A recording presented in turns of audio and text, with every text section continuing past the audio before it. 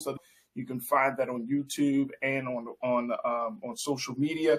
But I wanted to have a conversation that Brother Michael, once again, he brought this to my attention, and I'm glad my brother did, where he talked about Japanese Americans and how they are making it clear that because they receive some form of reparations, Black Americans should too. Let me bring my brother back into the frame around this. And Brother Michael, this is very, very interesting. When I read the piece that I saw, I was like, well, it makes sense. And it will take, I think this will take the conversation to the next level. Let me just share with y'all, with our crew, what folks are saying. Here's it is from AP. This is what's happening now, folks. Take a look at this. From California to Washington, D.C., activists are joining revived reparation movements and pushing for formal government and compensation for the lasting harm of slavery's legacy on subsequent generations, from access to housing and education to voting rights and employment.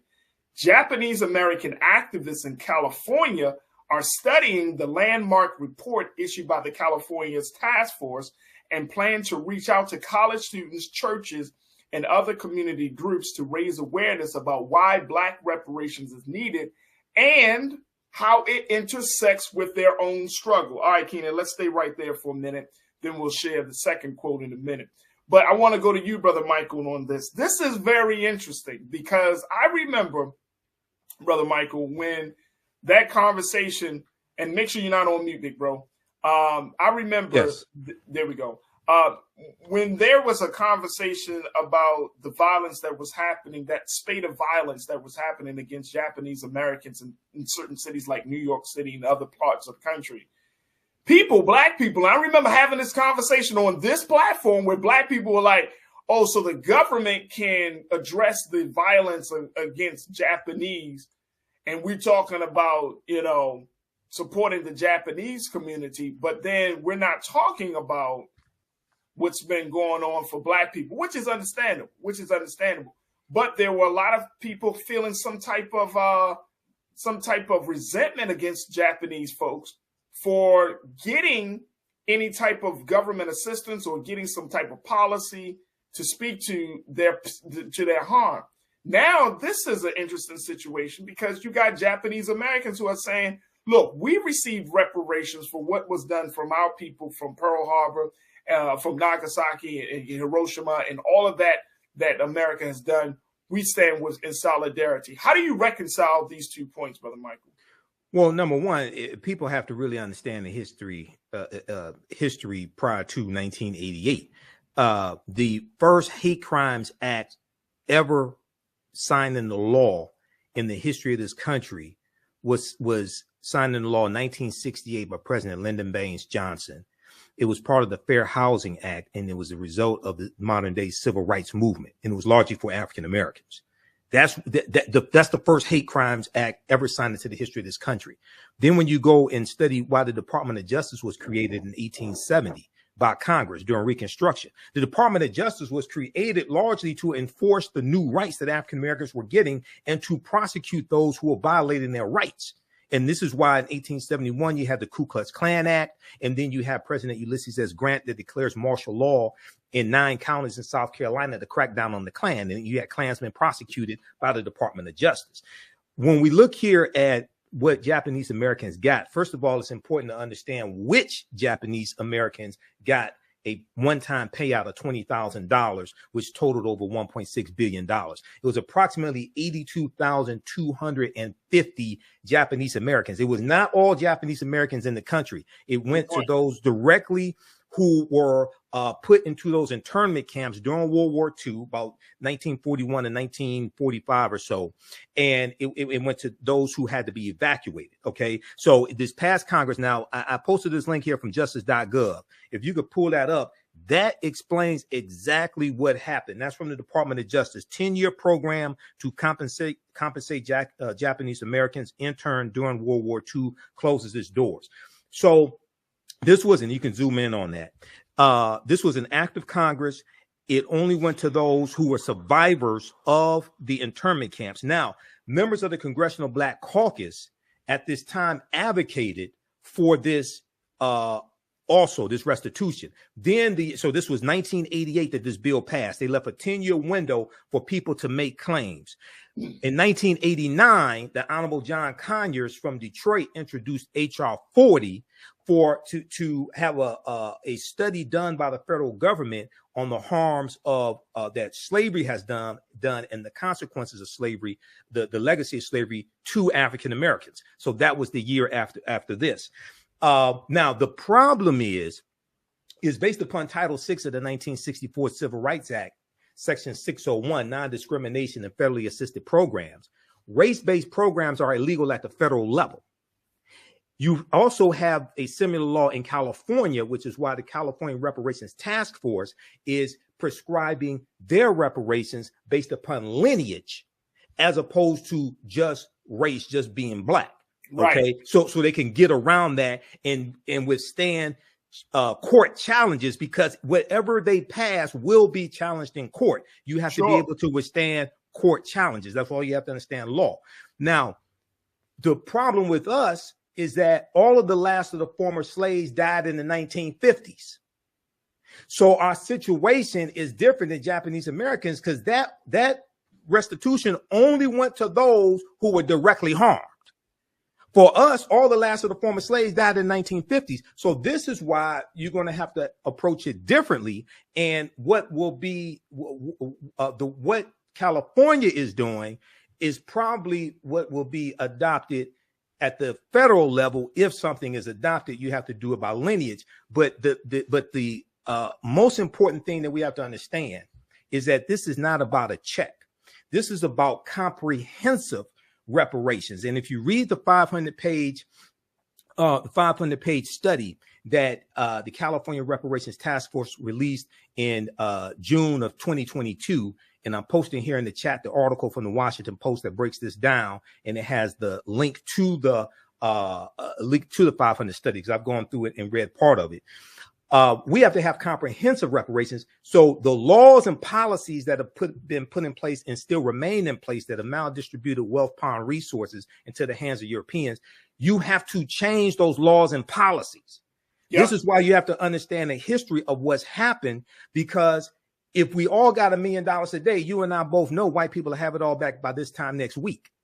And the only thing you would have done is stimulated their economy, but the laws and policies that now distributed wealth, power, and resources into their hands in the first place will still be there.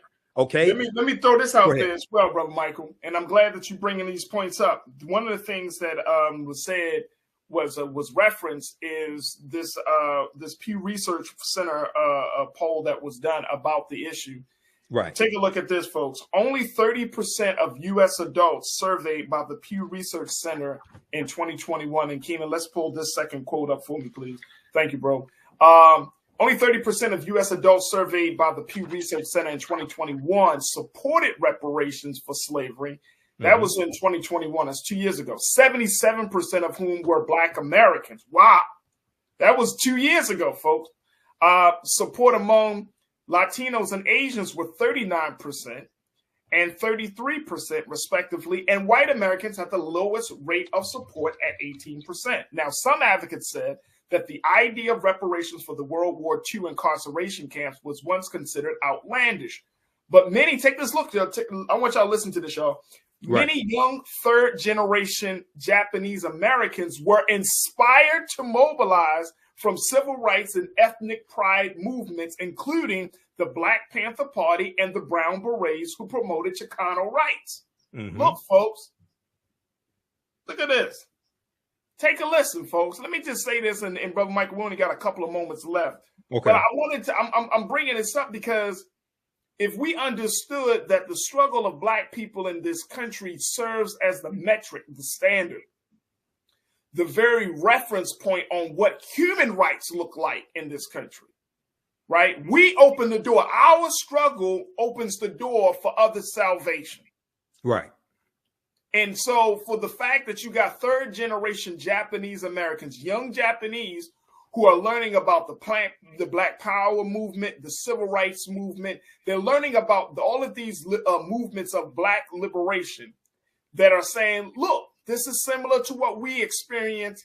This is eye-opening on so many levels. And this is why Chris, my guy, Chris Big checked in. He said something, and I'm a true, and I'm in total agreement with him. Chris, you made the point. You said the benefits. Let me just make sure. Let me make sure I'm pulling this up. You said, Chris, that in order for movements to be successful, that they must be diverse. And for a situation like this, for Japanese people, some Japanese, of course, not across the board, but some Japanese Americans saying, we want to support this. I think, Brother Michael, this pushes the priority up a few notches to get people to understand. Now, if you got Japanese that are signing on, imagine what would happen if Latinos signed on. Right. Well, yeah. So this is why it's important to understand history and why the history of this country and the history of African Americans has to be taught in all schools across the country. It has to be taught to everybody, because those third generation Japanese are studying history, studying the Black Power movement, also studying the Civil Rights movement. Asian women like Grace Lee Boggs, things like this, who was an ally to the Civil Rights movement. Now, I just posted the link here to an article. If you can just pull this up for a quick second. This deals with how you tie all this together. Racism has cost the U.S. $16 trillion. This was a study by Citigroup Bank. And it laid out three critical areas. And it said they looked at just from a 20-year period of time, from the year 2000 to like 2019. And they said the U.S. economy had lost $16 trillion because of racism. And they said black workers have lost $113 billion in potential wages over the past 2 decades because they could not get a college degree. The housing market lost $218 billion in sales because Black applicants could not get home loans, and about $13 trillion in business revenue never flowed into the U.S. economy because African-American entrepreneurs could not get access to bank loans. It goes on to say that the U.S. could have $5 trillion in gross domestic product over the next 5 years if those gaps and others were closed today, the study indicated. So that deals with changing laws and policies. But what this study documents, and there are other studies like it, it shows how racism negatively impacts everybody in this country. It's lost opportunity for everybody, even though we get the brunt of it. So it requires a re-education process and really teaching this history. That's why Juneteenth becoming a federal holiday could be very powerful if we know how to use it, because it allows us to force into the national conversation a history that Republicans are passing laws and state legislators to keep that history from being taught in the schools. So it requires a total re-education process and show how all this is hurting everybody, and policies that are good for African Americans are good for America in general. Come on, there it is right there. Look, we're going to end it right there. Hey, Brother Michael, I'm so happy that you brought this topic. I'm serious, brother. I didn't see this, so I'm glad that you were like, hey, Farajii, we need to talk about this. I'm on about 35 different news sources on a daily basis. Hey, bro, and I'm always consuming. But this is great. This is great, man. And I think it's going to push the movement. I think it's going to push the conversation further along. I think it's going to, and it's a huge. This uproots white supremacy on so many levels, Brother Michael. You know it, and I know it. You're starting to see Japanese. You got, of course, Black folks. If we start to see more groups of people standing behind Black folks and saying, yeah, their struggle is our struggle. Oh, right. Oh, right. Brother. Exactly. Like, it's the sky's the limit. Look, we got a couple of seconds left. Talk to us about the work you're doing.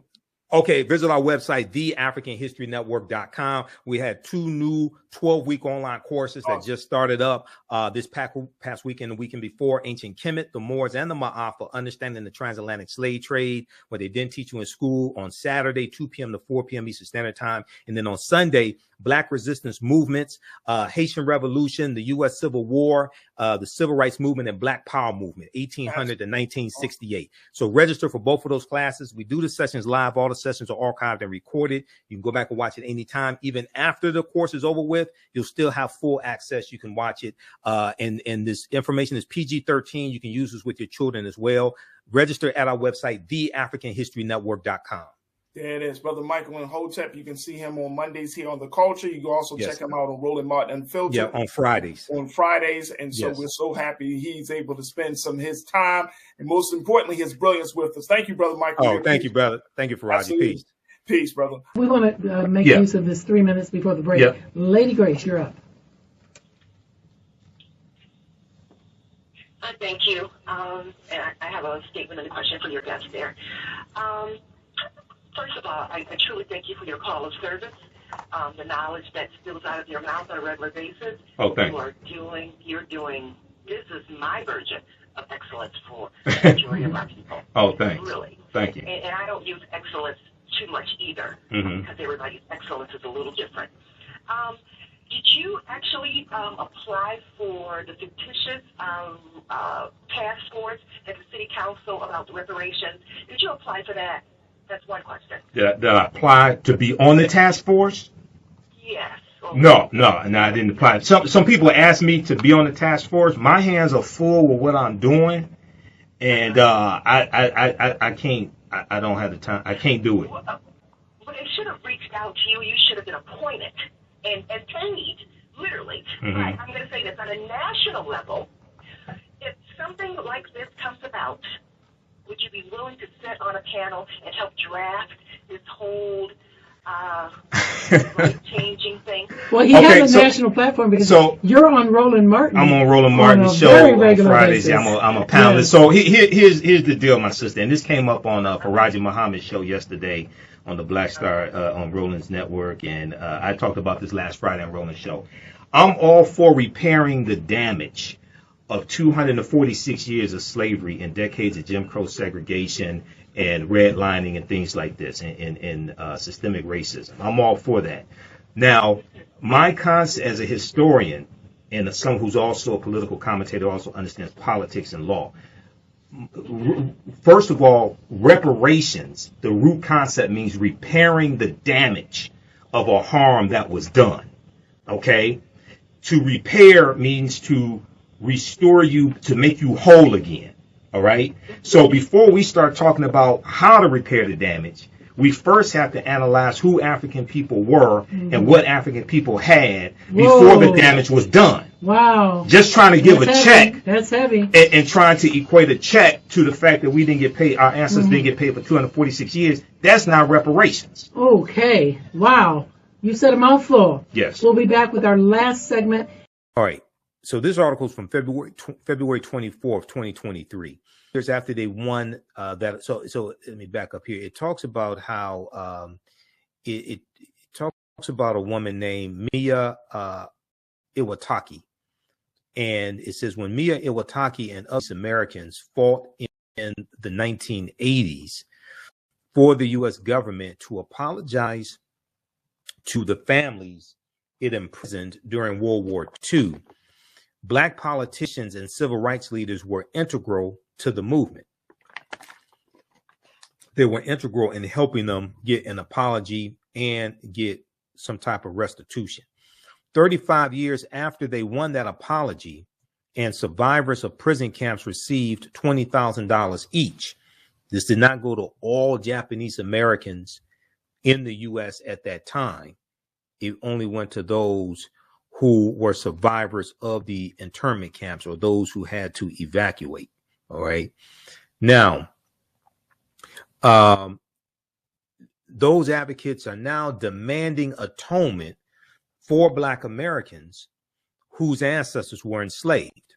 From California to Washington, D.C., activists are joining revived reparations movements and pushing for formal government compensation for the lasting harm of slavery's legacy on subsequent generations, from access to housing and education to voting rights and employment. Now, advocating for reparations is the right thing to do, said Maya Iwataki, a resident of South Pasadena, California, who is in her 70s. She cited cross-cultural solidarity. That has built up over decades.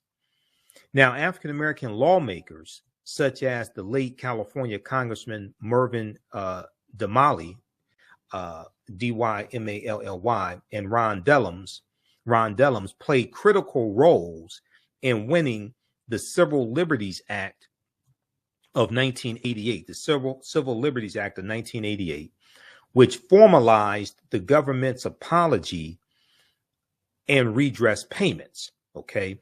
And this passed Congress and was signed into law by President Ronald Reagan. Now, last Sunday, which would have been Sunday, February 19th, marked the 81st anniversary of President Franklin Delano Roosevelt signing an executive order that allowed the U.S. government to force an estimated 125,000 people, 2/3 of them U.S. citizens, from their homes and businesses, and incarcerate them in desolate barbed wire camps throughout the West. Now, Iwataki said, quote, "We want to help our communities win reparations because it was so important to us.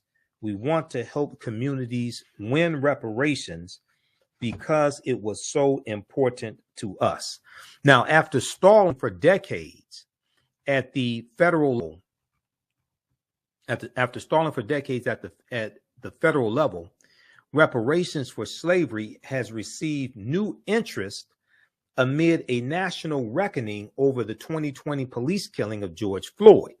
Amid nationwide protests in the year 2020, Governor Gavin Newsom of California signed legislation that established a first-in-the-nation task force to address the topic of reparations.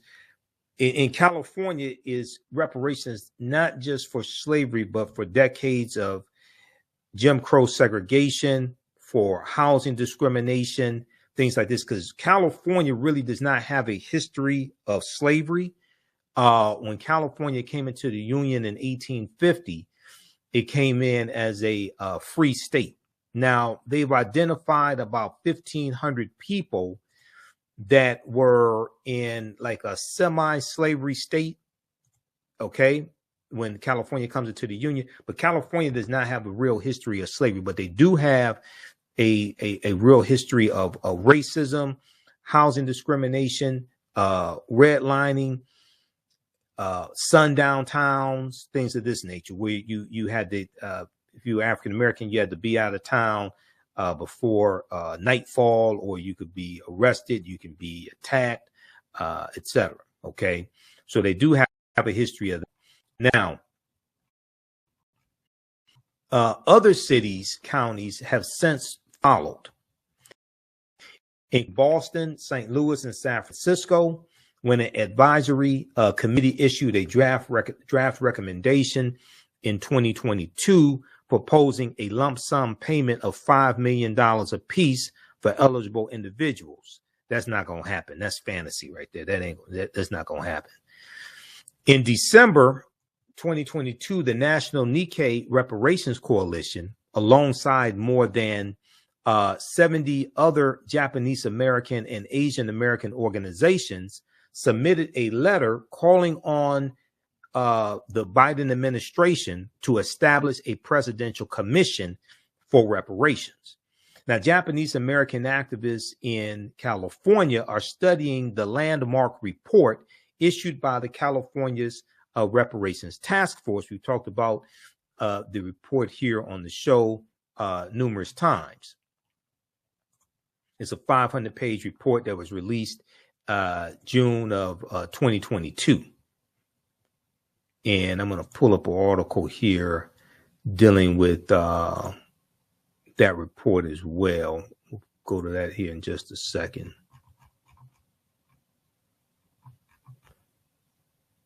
Okay. So Japanese American activists in California are studying the landmark report issued by California's task force and plan to reach out to college students, churches, and other community groups to raise awareness about why reparations for African Americans is needed and how it intersects with their own struggle of Japanese Americans. Now, reparations critics say that monetary compensation and other forms of atonement are not necessary when no one alive today was enslaved or a slave owner, overlooking the inequities today impacting later generations of Black Americans. Now, and what happened was after that the bill passed in 1988, we know that Representative John Conyers from Detroit introduced H.R. 40. Okay, that was in 1989, the year after he introduced H.R. 40. Okay, now President Ronald Reagan signed the Civil Liberties Act of 1988, providing living survivors with a formal apology and $20,000 each for the, quote, grave injustice, end quote, done to them. It would cost the U.S. government $1.6 billion. So from 1988 to 1998, they paid that out. A year after Ronald Reagan signed Japanese reparations into law, the late Congressman John Conyers from Detroit introduced a bill to consider slavery reparations, named after the promise of 40 acres and a mule that the U.S. initially made to free slaves. The bill has gone it really hasn't gone anywhere. It made it out of the House Judiciary Committee for the first time. I think it was like 2021, something like that. The promise of 40 acres and a mule, that didn't apply to all former slaves. Just so people understand, that was 400,000 acres of coastal land divided up into 40-acre plots, coastal land in South Carolina, Florida, and Georgia. So it was split up among about 40,000 African-American families, but President Andrew Johnson ends up taking most of that land back. We'll continue this discussion on the other side of the break. We'll be back in a few minutes. Welcome back to the African History Network show. All right. So right before the break, we were talking about the article from the Greedo.com press. Name of this article is Japanese Americans Push for Black People to Receive Reparations. Japanese Americans push for Black people to receive reparations. Now, I know a couple of weeks ago, somebody called in and they were talking about reparations for African Americans. They mentioned the Japanese, and they said the Japanese are getting reparations. They're not getting reparations. They already got it. And this was from 1988 to 1998. And let's look at what they actually got, because there's a whole lot of misinformation floating around about this. One, it did not apply that were living in the U.S. between 1988 and 1998. It only applied to those who were survivors of the term. Okay.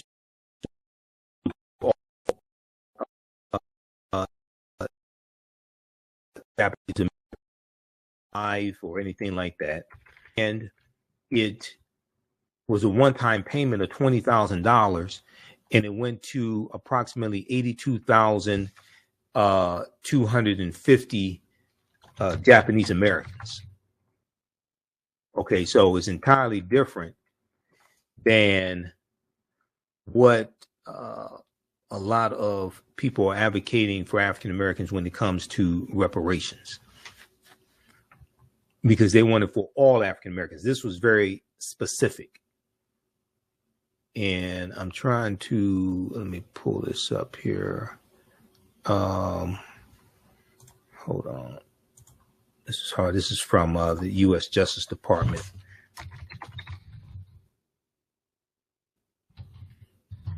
In your program to compensate Japanese Americans interned during World War II. So this is at justice.gov, the Department of Justice website. Also at archives.gov, they have, which is the U.S. National Archives. They have some information on this as well. But I want this sheet, because that's what I have printed up. I want this sheet here from justice.gov. Okay, so this is a press release from Friday, February 19th, 1999. Okay, in a 10-year program to compensate Japanese Americans during World War II closes its doors.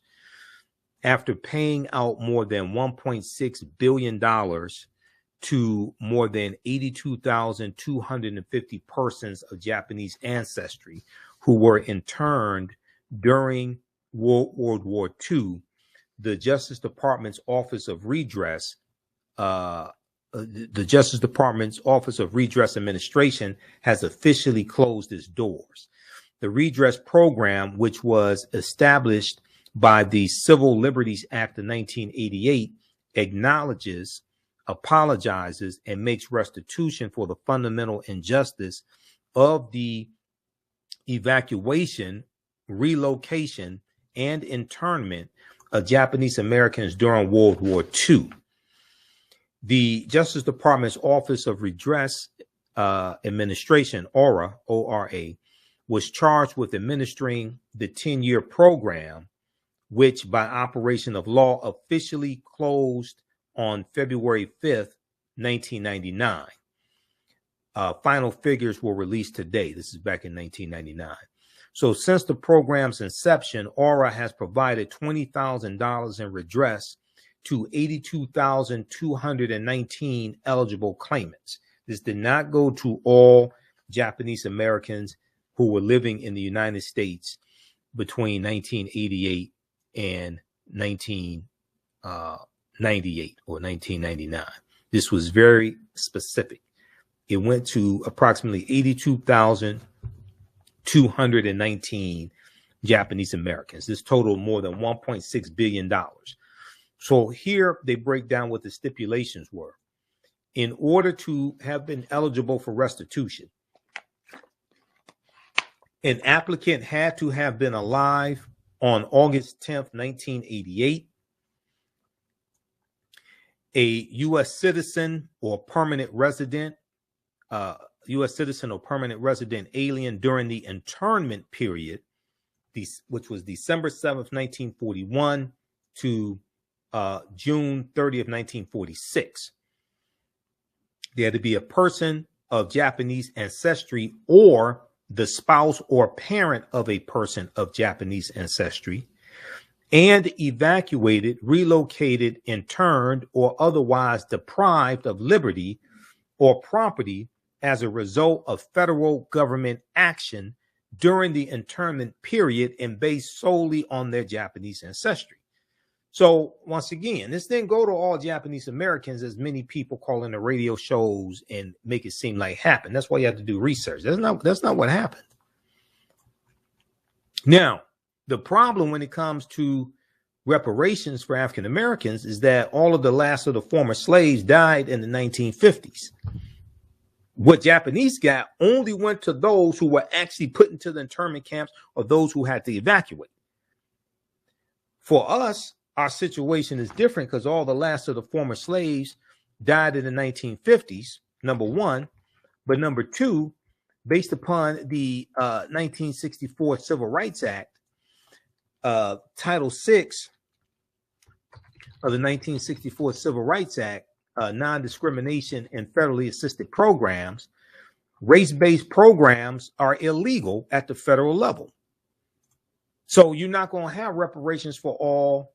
You're not going to have reparations for all black people in this country. That ain't going to happen. Okay, and the sooner people come to understand law and come to that realization and stop playing games with our people, everybody ain't going. All black people not going to get a check. That's not going to happen. That's illegal. We don't understand law enough to understand that, and then the people that do understand law enough don't have the testicular fortitude to tell our people that the people that make you think that you're going to get it, everybody going to get a check, is they're lying to you. That's just all there is to it. Civil Rights Act of 1964. This is what I want right here. And this is at, I want archives.gov. Okay, where is this? Okay, it's Title VI of the 1964 Civil Rights Act.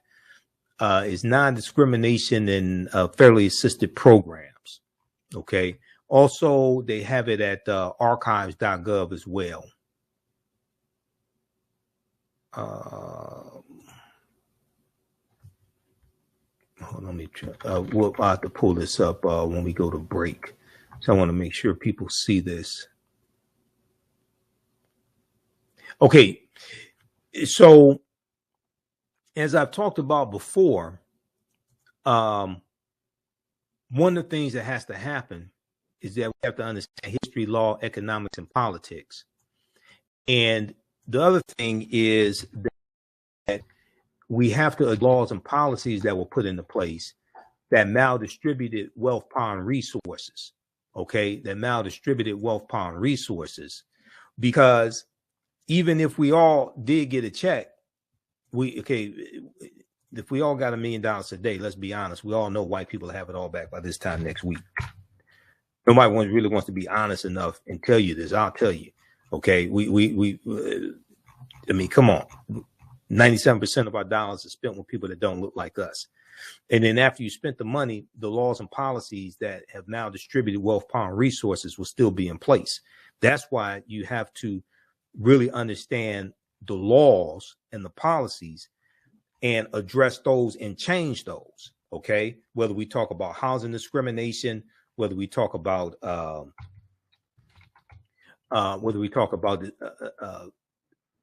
discrimination when it comes to jobs, maldistribution of wealth, etc. You have to change those policies that were actually put in place that maldistributed wealth, power, and resources in the first place. This is why we have to have comprehensive reparations. We have to have comprehensive reparations. So this is from archives.gov, 1964 Civil Rights Act.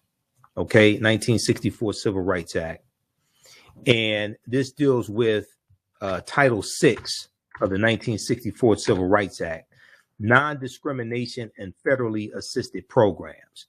Section 601. It says no person in the United States shall, on the ground of race, color, or national origin, be excluded from participation in, be denied the benefits of, or be subjected to discrimination under any program or activity receiving federal financial assistance.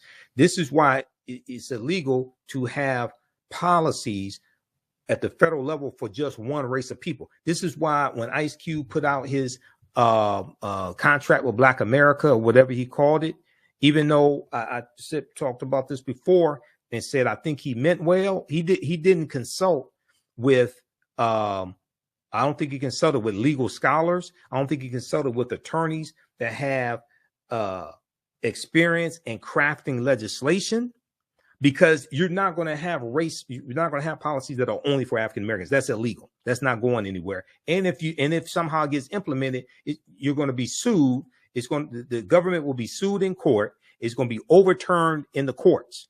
Okay.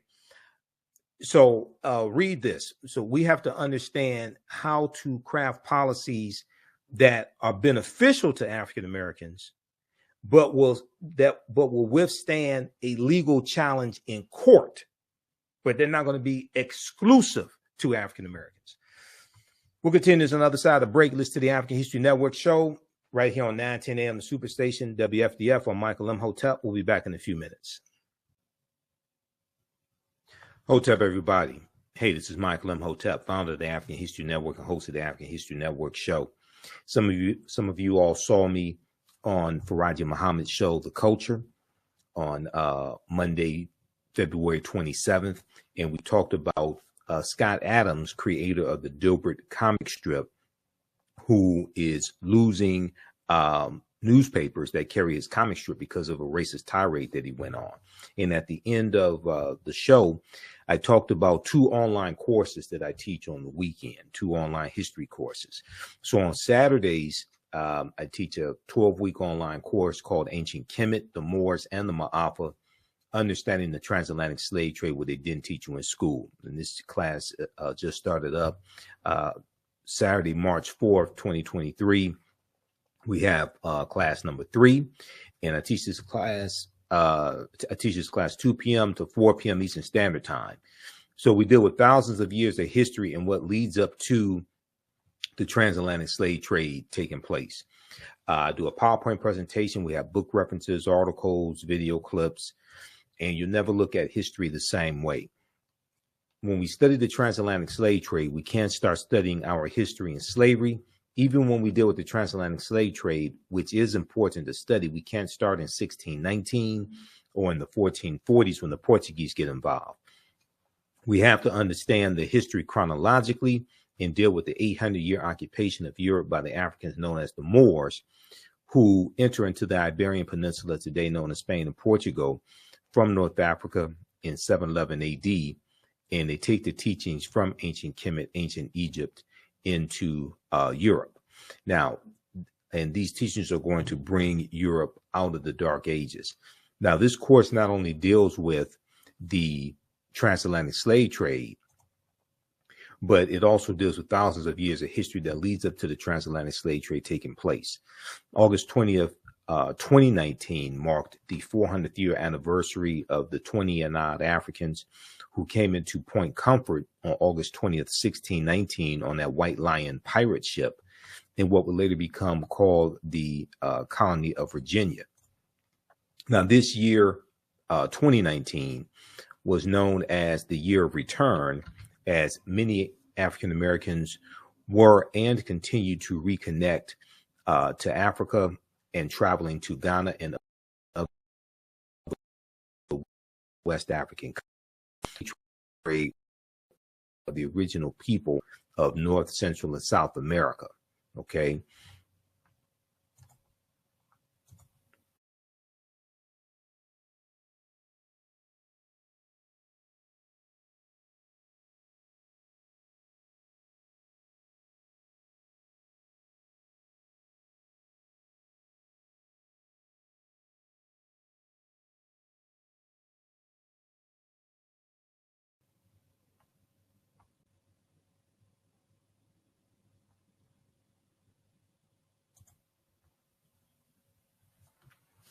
So this year was known as the year of return, 2019, as many African Americans were and continue to reconnect to Africa and traveling to Ghana and other West African countries.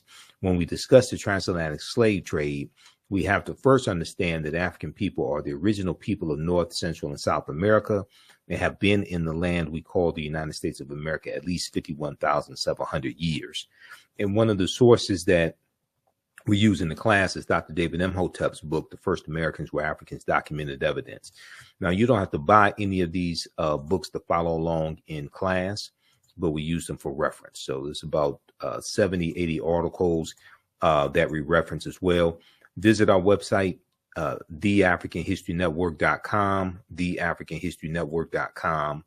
And we have the information right on the homepage of the website. 12-week online course, Ancient Kemet, the Moors, and the Ma'afa, Understanding the Transatlantic Slave Trade, what they didn't teach you in school.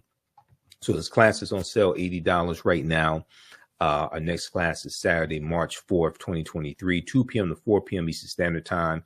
Click right here to register for the full course. So I do the sessions live. All the sessions are archived and recorded. Even after the 12-line course is over with, you can go back and watch the entire course as much as you want to. You'll have full access. All right. And then we also have a bundle pack where you get both classes that I teach on sale for $120. That's a $300 value. There will be 5 of my lectures that will be in the video library when you log into your account, and you'll be able to watch 5 of my lectures as a free bonus as well. Now, the second class that I teach deals with history from 1800 to 1968. And this is Black resistance movements from the Haitian Revolution to the Civil War, Civil Rights Movement, and Black Power Movement, 1800 to 1968. So I teach this class on Sundays, 2 p.m. to 4 p.m. Eastern Standard Time. Our next class is Sunday, March 5th, 2023. And with this course here, we study in depth this 168, 170 year period of history. Okay, this is a 12-week online course as well. Same structure as the first class. Click right here to register here. And we have to understand that history leading up to the Civil War, what led up to the Civil War taking place, but then also understand what happened after slavery ended as well. Okay, and this helps us understand how we got to where we are today. What were the laws and policies? That were put in place to put us in the predicament that we're in today as African Americans, to understand where we need to go from here. Okay, so in the aftermath of the insurrection on January 6, 2021, at the U.S. Capitol, many leading historians drew parallels between the violence that we saw January 6, 2021, and the Reconstruction era, which is 1865 to 1877. And this is the period after the Civil War ended in 1865. This was a period of political revolution directly following the American Civil War.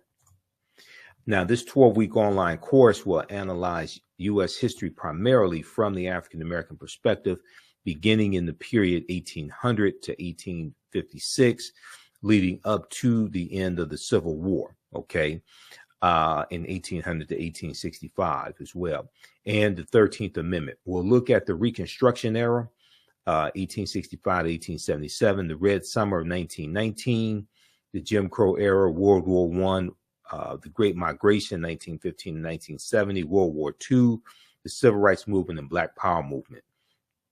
To better understand where we need to go from here and the laws and policies that need to be put in place, but you have to understand how you got to where you are today. The laws and policies that have now distributed wealth, power, and resources into the hands of Europeans, and we have to understand the lasting legacy of slavery as well. Now, it's important to understand this chronology of history to get a better understanding of how we got to where we are now, to understand where we go from here. Unfortunately, some of this history is repeating itself. Okay, unfortunately, some of this history is repeating itself. So this class, you can register for it now. As soon as you register, you can watch the class number 1 that we just had. That's that. All right.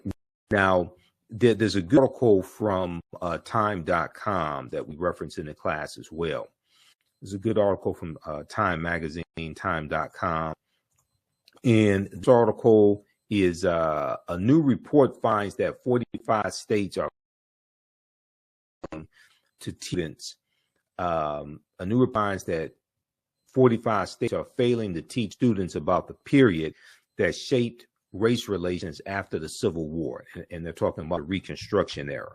Okay, the Reconstruction era.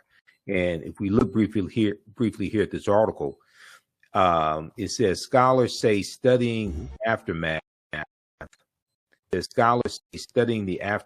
of the Civil War help context many of the most seminal events in the U.S. in recent years, from the brutal murder of George Floyd by police to the voter suppression laws enacted after Black voters played a big role in helping Joe Biden and Kamala Harris be elected president and vice president in 2020. But despite the timeliness of the era in today's climate, many students in American schools will not get a full education on Reconstruction until they go to college. Okay, many students in American school will not get a full education on Reconstruction until they go to college. Now the problem is most of them are not going to go to college, or a good portion of them are not going to go to college. All right, so that's why the content of this course is so important. And your understanding of politics is directly related to your understanding of history. And politics is the legal distribution of scarce wealth, power, and resources, and the writing of laws, statutes, ordinances, amendments, and treaties, their adoption, interpretation, and enforcement. So coming out of this course, you'll have a much better understanding of how we got to where we are today, the laws and policies put in place, the laws and policies that need to be put in place to take us to where we need to go. Okay, so this is understanding where we go from here. All right, so visit our website, theafricanhistorynetwork.com, theafricanhistorynetwork.com. We have the information around the homepage of the website. Black resistance movements from the Haitian Revolution, the Civil War, the Civil Rights Movement, the Black Power Movement. So we start in 1800. We look at the Louisiana Purchase of 1803 and the Haitian Revolution as well, 1791 to 1803, because those two events are related. And then we go through history chronologically, and we look at things like the Missouri Compromise of 1820, Texas winning its independence in 1836 from Mexico, Mexico winning its independence in 1821 from Spain, the Mexican-American War, 1846 to 1848, Treaty of Guadalupe Hidalgo, which ends the Mexican-American War, and the U.S., as a result of the Treaty of Guadalupe Hidalgo, is going to get the territory that makes up California, Arizona, New Mexico, Colorado, Utah, and Nevada. They're going to get all that from Mexico. Mexico loses about a third of their territory. We look at the Kansas-Nebraska Act of 1854, and we look at why the Civil War starts April 12, 1861. Then we go through and analyze the U.S. Civil War, Emancipation Proclamation, January 1st, 1863, which did not free the enslaved Africans. Ratification of the 13th Amendment, December 6, 1865. Reconstruction era, 1865-1877. Compromise of 1877, which ends Reconstruction, and Rutherford B. Hayes becomes president. And the Republicans make a backroom deal with the Democrats that if they let Rutherford B. Hayes become president, he'll remove the remaining Union troops out of the South from Florida and South Carolina, etc. And then you have the Jim Crow era, where the white supremacists are taking back control of all levels of government in the southern states. You have, so we studied the Jim Crow era, Plessy versus Ferguson, 1896, U.S. Supreme Court case, Mississippi State Convention of 1890, where they rewrite the state constitution and impose poll taxes and literacy tests in a state that had a majority African-American population, and the majority of the voters were African-American as well. So you go through this period where you see these southern states, these former Confederate states, rewriting their state constitutions. South Carolina, 1895, Mississippi, 1890, poll taxes being imposed in Florida in 1889. So we go through the Jim Crow era, Great Migration, 1915, 1970, 6 million African Americans migrating from the South up north and out west.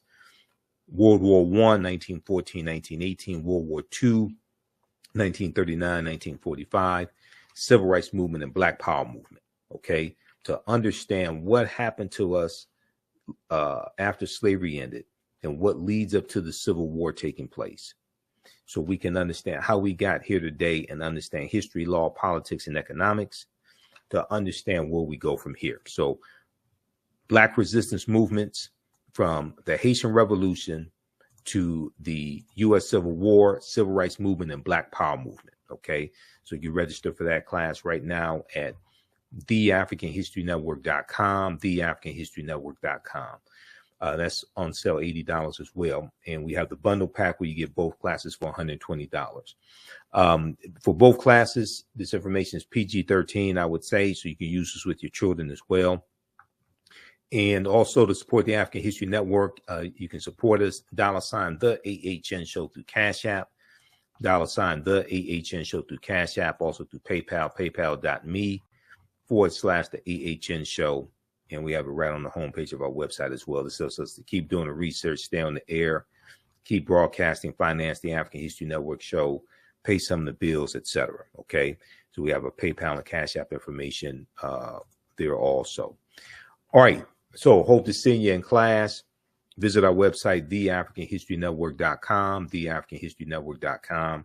Remember, right now, also for returning students, those who have paid for it, one of my online courses in the past, you get a 50% discount returning students, you get a 50% discount on our bundle pack. So email me at ahnshow@theafricanhistorynetwork.com, ahnshow@theafricanhistorynetwork.com. All right, and we'll get you taken care of. Right now, it's correct wrong behavior is not over till we win Wakanda forever. We'll talk to you next time.